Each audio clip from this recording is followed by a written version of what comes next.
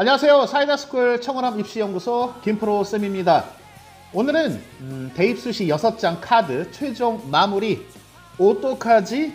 어떻게 할까라는 주제로 짧게 핵심만 말씀드리겠습니다. 2025학년도 수시 원서 접수가 코앞으로 다가왔습니다. 오늘이 8월 29일인데요. 자, 이제 6장의 카드를 어떻게 최대한 효율적으로 활용할지 전략을 마무리해야 할 때입니다. 수험생 여러분은 본인에게 적합한 전형별 특성을 따지는 것은 물론 올해 입시 판도의 변화까지 함께 고려할 필요가 있습니다. 특히 올해는 9월 모의평가와 수시 원서 접수 사이의 간격이 매우 짧습니다.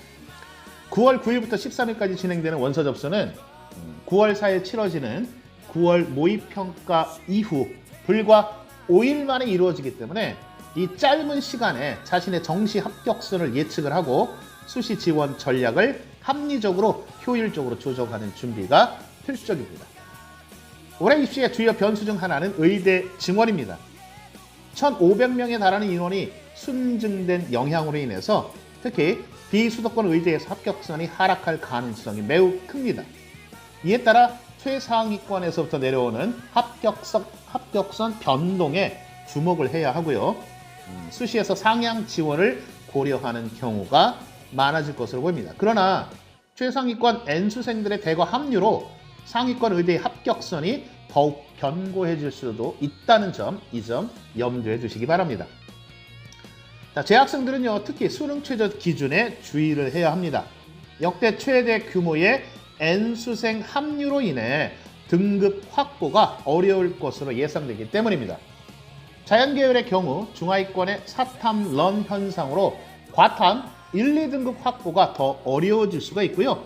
인문계열에서는 자연계에서 넘어온 중하위권 학생들로 인해 최상위권의 등급 확보는 다소 수월해질 수 있지만 그럼에도 불구하고 중하위권의 경쟁은 더욱 치열해질 것으로 예상이 됩니다.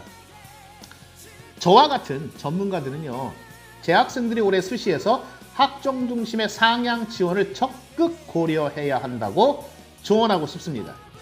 정시에서는 안정적인 등급 확보가 어려울 수 있기 때문에 내신 1등급 대 N수생과 직장인들이 주로 지원하는 교과 전형 대신에 학생부를 정성평가하는 학생부 종합 전형을 전략적으로 노려볼 만하다, 이렇게 말씀을 드리고 싶네요. 9월 모의평가 직후 가채점과 성적 분석을 빠르게 진행해서 본인의 우리 학생들의 정시 가능성을 확인을 한 후에 수시 지원 대학과 학과를 최종 결정해야 합니다. 지나치게 하향 지원하지 않도록 주의해야 하고요. 더 중요한 건 수시 납치, 엮인다고 하죠. 수시 납치를 피하기 위해서도 좀 더 꼼꼼한 전략이 필요하다고 조언을 하고 싶네요.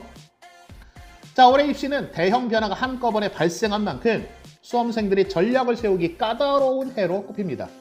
자신이 강점을 보이는 전형과 과목을 중심으로 전략을 세우고 불필요한 수정은 지향이 아니라 지양해야 합니다.